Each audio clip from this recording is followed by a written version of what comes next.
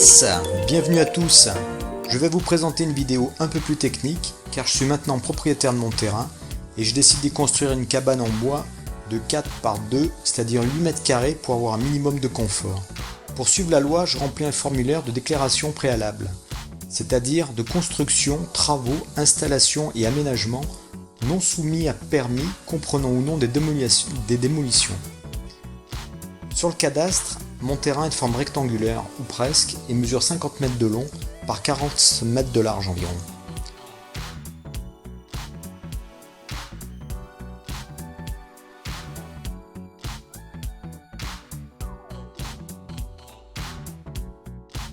On distingue la route au sud, qui passe en contrebas du terrain, puis le garage de mes voisins,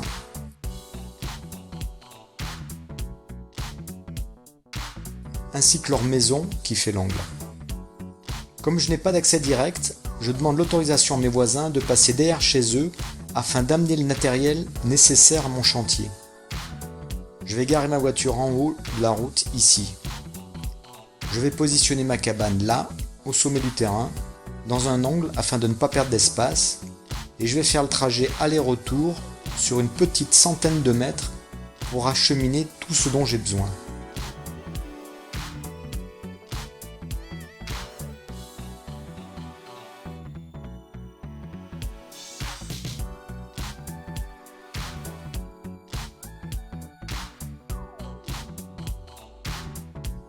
Voici ma ZX de l'époque, chargée à bloc. D'ici, on distingue le trajet à parcourir. Je plante ma toile de tente et la première nuit, je me rends rapidement compte que le terrain est pentu. Le lendemain matin, je suis roulé en boule au fond de la toile. Aussi, je décide d'acheter quelques parpaings, de décaisser un endroit à la pelle et la pioche et à l'aide de quelques planches, de réaliser une plateforme de niveau, ce qui sera nettement plus confortable pour moi. Ensuite, je commence le terrassement de ma cabane proprement dit. Je me rends dans une scierie locale, située à quelques kilomètres, et je choisis un bois résineux assez résistant et sans entretien, le mélèze. C'est une scierie à l'ancienne. Le scieur utilise une scie à ruban d'une vingtaine de centimètres de large, avec des dents en carbure. Il utilise une machine à aiguiser les dents de ses lames de manière automatique, le plus délicat restant à régler la dite machine. Me voici donc avec 2 mètres cubes de planches et de chevrons qui sentent bon le mélèze. J'effectue plusieurs voyages et les roues de la voiture touchent presque la carrosserie. Heureusement, je ne vais pas loin.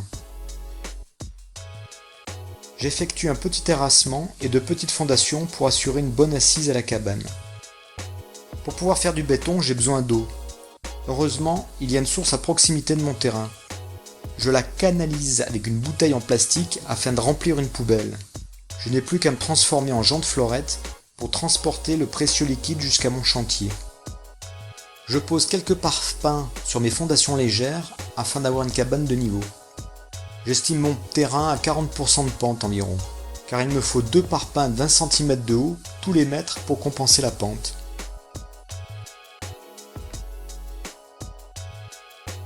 Ensuite, je pose la lisse basse sur mes fondations et je place mes premiers montants tenus par des équerres métalliques.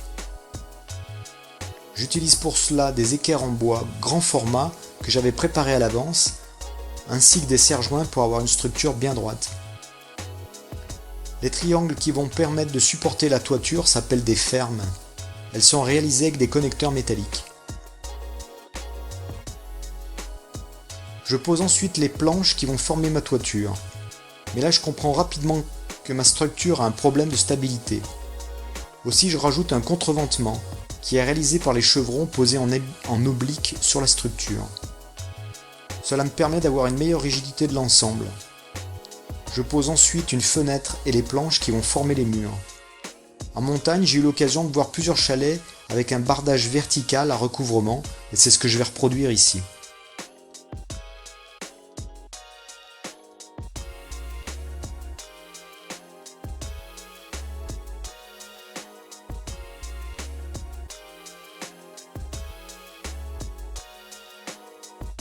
Je pose ensuite des bardeaux bitumeux sur le toit. Pas très écologique, mais très efficace.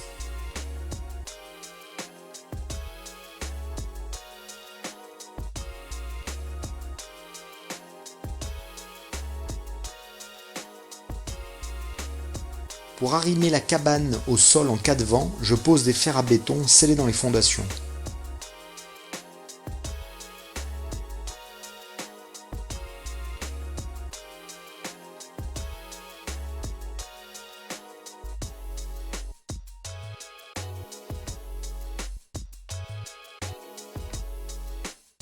Je rajoute 2 volets le jour suivant.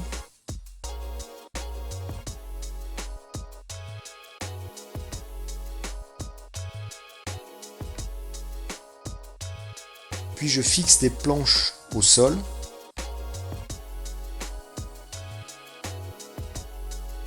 J'installe mes portes.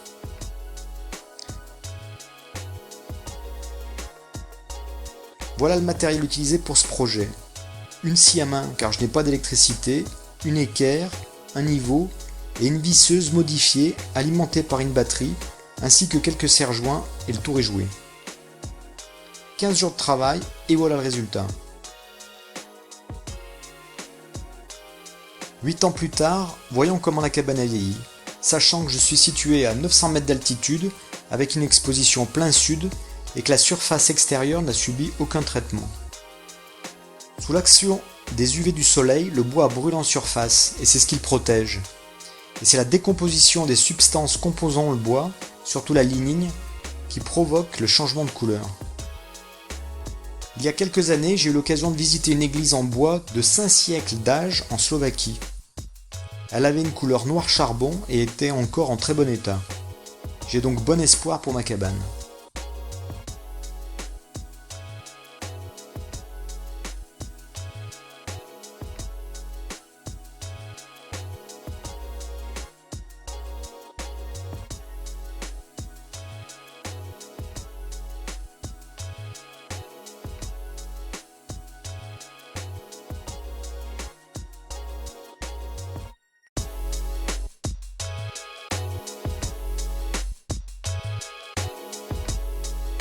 Sur la face nord, par contre, au sol, l'humidité a tendance à favoriser le développement de mousse verte.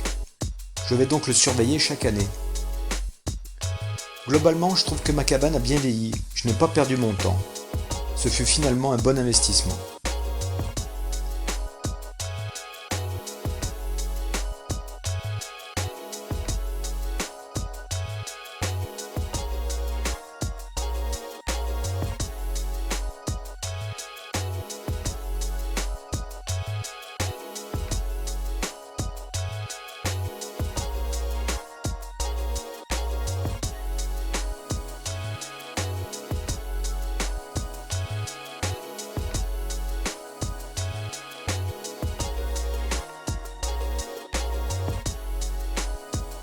Yes! Si vous avez apprécié ma vidéo, abonnez-vous, laissez-moi un pouce et écrivez-moi si vous avez des questions. A bientôt!